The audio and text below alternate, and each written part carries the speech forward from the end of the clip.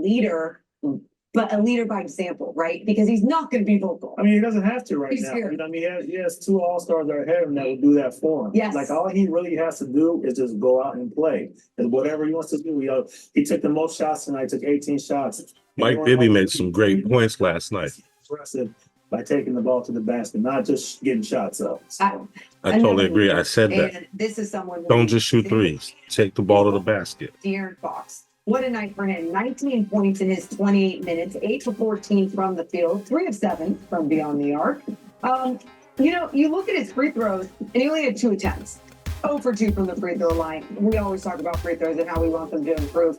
But he, in his 28 minutes, wasn't just attacking the basket. He was knocking down the outside shot. He was making other players look better, still being that threat, being able to collapse a defense. What did you like from De'Aaron on a night like this? It looks like, to me, it looks like he's coasting. You know, I mean, it looks like it's not coasting. It just looks like it's easy. Yes. That's kind of a good point to me that Mike Bibby just made, because sometimes it does seem like De'Aaron Fox is coasting. Like, sometimes he plays down to the level of his competition. So I think Mike Bibby made some really good points right there. Sacramento Kings did not let the Charlotte Hornets get hot and were able to revenge the Hornets for the defeat they took on their home court recently. Man, did you see that? Did you see Domantas Sabonis out there dunking on people? His 20th double-double, not a triple-dub on the night, but he did have 10 rebounds and 7 assists. But Domantas Sabonis with his 20th double-double of the season. The Sacramento Kings defeated the Charlotte Hornets 123-98 in Charlotte.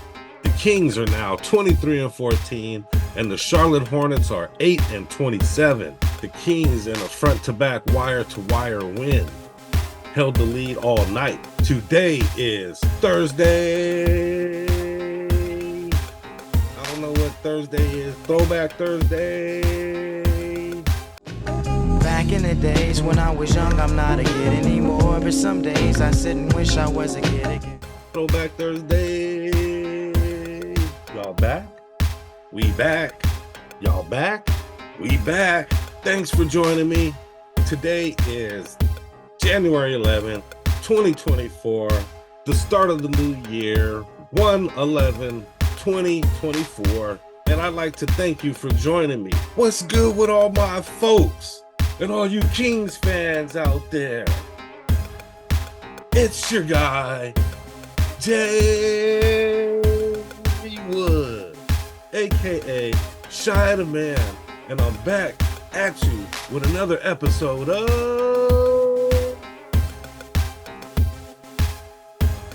The Kings Morning After.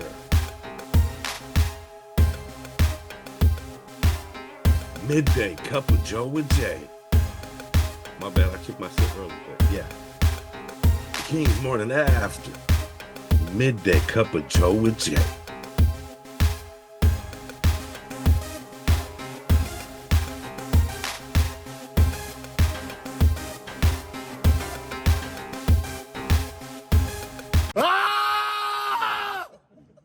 Love it.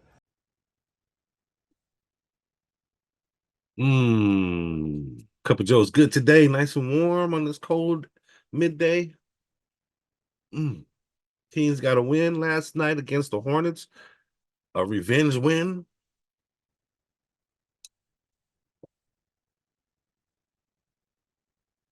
And I really like to see how Domantas is anchoring the Kings down low. Being that centerpiece that the Kings need, being that team captain down low, getting rebounds, scoring down low, being that powerhouse that he is.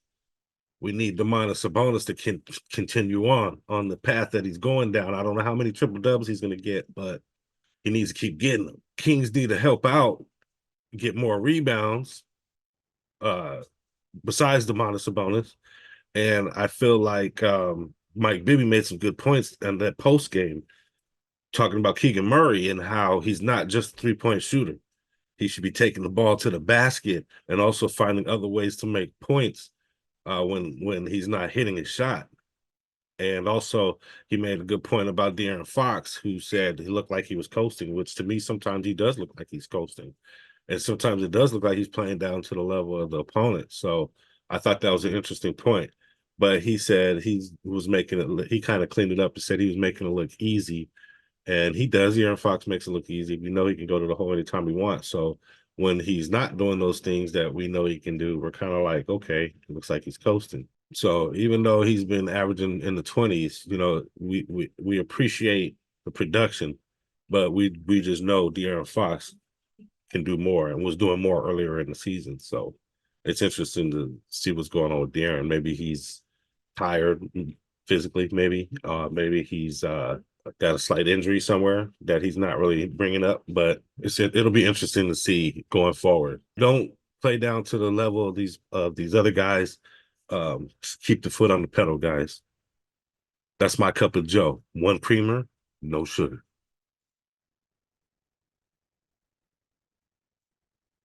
Real quick, I'm gonna do some stats real quick, guys. The Charlotte Hornets leading scorer was Miles Bridges, who was hitting the shot and he was looking real good last night. Second leading scorer was Scary Terry with 22. Off the bench, they had Nick Smith Jr. with 11 points. Leading rebounder was Nick Richards, the center, starting center with 9. And Miles Bridges had 6 assists. Kings leading scorer on the night, believe it or not, was Keegan Murray, who's continuing to progress, going back to some of Morgan Reagan's points. He's progressing well. He's looking good out there. He's doing more than just shooting threes. He's out there playing defense. He looks better on defense this year. He looks a little bit more athletic, more physically athletic also. So I believe Keegan Murray is progressing nicely. Domantas Sabonis with 24 on the night. De'Aaron Fox with 19, and Malik Monk, our dog, with 20 off the bench. At this point, I feel like with all this switching up at 2 guard, start Malik Monk. Start him. It's apparent he's one of our top 4 players. Keegan, especially with Kevin Huerter getting hurt, he played 1 minute and got hurt. No stats on the night. Harrison Barnes, I don't know what's going on with Harrison during the trade deadline. He always plays like this, just really in a slump. 2 rebounds, 1 assist, and 6 points for Harrison Barnes. I mean, he's basically like a ghost out there. You don't see Harrison Barnes except when he shoots a 3 or 2 a game. And our captain, Domantas Sabonis, with 10 rebounds, 7 assists, 24 points on the night. Trey Lyles with 8 and 5 rebounds. Alex Lynn played a big part of the game with 8 points and a big 10 rebounds. A little bit of help on the rebounding. Chris Duarte, no points on the night. Kind of interesting. Even JaVale McGee had 8 points. The Kings almost had 20 more rebounds than the Hornets with 53 to 36. They had 7 more assists, 24 and 17. Way more points in the paint, almost 35 more points in the paint with 62 points in the paint compared to Charlotte Hornets 28 points in the paint. And something I've noticed in the past couple games is the Kings playing down low and scoring a lot more points down low than they were in the beginning of the season, which is great, which is exactly what I was saying. We're not just a 3-point shooting team. We need to be able to go down low. We need to be able to do other things and play our 2-man game and do other things instead of just shooting threes. I test. We're going to take an eye test. All right. King's eye test for the game. I'm rewatching the game right now. So, few of my points from earlier, the Kings playing in the paint a little bit more, getting more points down low, I think has proved to help the Kings out a lot in these past few games. Don't just rely on the 3-point shot. It seemed like some of the games they were only shooting threes. They were trying to shoot their way out of games when a lot of times we need defense and easier shots to get out, to get up in games or to even come back in games. So good on the Kings for working on their paint points down low. De'Aaron Fox, just like Mike Bibby said, sometimes it looks like he's coasting. Right now, it looks like he's coasting. And I don't know if it's an injury or something else going on with him, or just kind of playing down to the level of the competition and just really just coasting. So let's keep our foot on the pedal all times. And I know it's a long season, and I'm not an athlete that plays 82 games in a season. So I know sometimes players are going to try to get their rest in where they can. So, I mean, maybe it's some of that too. I'm not sure. And Keegan Murray, he's developing well. If he can be more consistent with his shots and his scoring, he can really be part of this big three that they're trying to make with the Kings. His shooting is looking great, but you know, on those nights you're not hitting, you know, drive to the basket, post up, play two-man game with somebody, you know, there's other ways to score. He's doing a lot better cutting to the basket and cutting around, moving around to get open shots. So good on Keegan Murray. Keep up the development. And our dog Malik Monk, to me at this point, start him. You know, you put Duarte in, and Herter's hurt now, so maybe it's going to be Duarte again. But at this point, man, put Malik Monk in the game. I mean, I don't know if you're trying to save him for the end of games or what, but start him. The Kings morning after bottom line. Today's bottom line is, my bottom line is, I like how the Kings are playing right now. I like how they played the Hornets. They need to keep playing like that. Stick to the two-man game. De'Aaron Fox needs to keep driving to the hole. Domantas Sabonis needs to keep playing big down low, strong down low. And Keegan Murray needs to keep supporting these guys. Same with Harrison Barnes and whoever starts at 2. Just come in the game and support these guys. Start off with two-man game, pocket passes to Sabonis. You know, play the kick-out game for threes. De'Aaron's working on his shot. You know, keep shooting that shot. If it ain't hitting, keep going to the basket. You're unstoppable going to the basket. Domantas Sabonis, you know, don't change your game. You know, you don't have to be a point guard on this team, point center. Keep going, cutting to the basket. Keegan Murray, keep doing what you're doing. Shoot those threes. If you're not hitting, drive to the basket, or play that cut game, cut in the mid-range game. Bottom line, Kings, keep playing like this, and I see a lot more games in the future. We don't need to jump out the window with any crazy trades like a Siakam trade or anything like that. If he's not going to sign here anyway, it's like, why? Why will we give up anybody we have for that? You know, I mean, maybe a couple guys that you're not planning on re-signing again anyway, maybe, but he's already said he doesn't want to come here, so we don't need to jump out the window and trade for him. At this point, if he's not willing to do a sign and trade, I think Siakam, we need to leave that alone. Kings are trying to develop this big three with Keegan Murray anyway. Next up, we have Philly in Philly. Friday, January 12th, the Sacramento Kings versus the Philadelphia 76ers.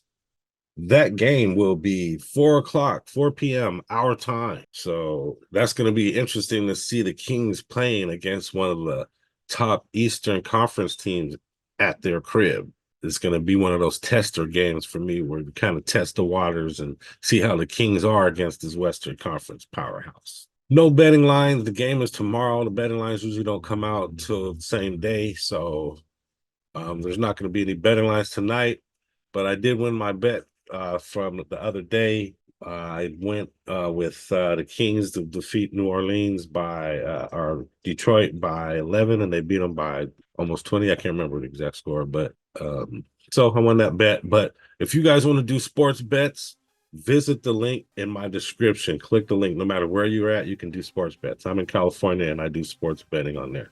I'll probably do a bet, but I'll have to do it tomorrow when the odds are out for the game. And I'll let you guys know how that goes. I got a question for you guys. Do you guys think the Kings need to make a move, make a trade? Do they have to make a move, make a trade to do better, to be in the playoffs or to make it to the second round?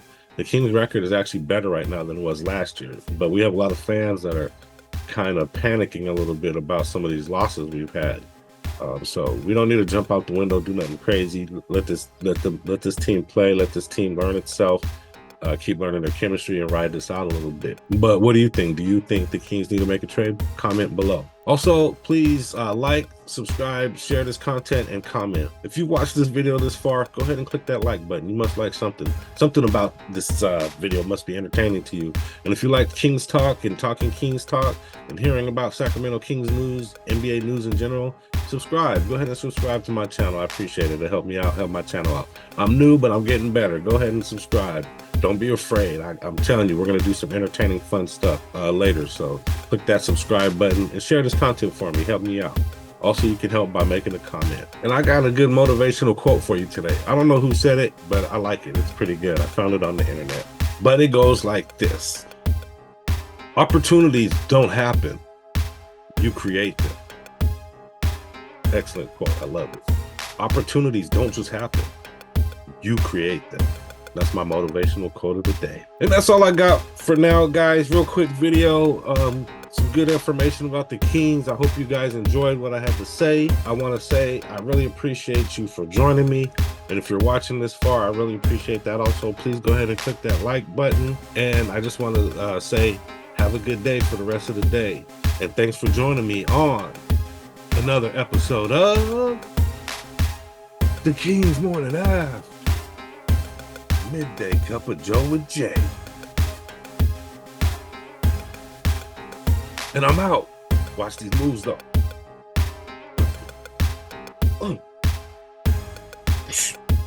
It's good.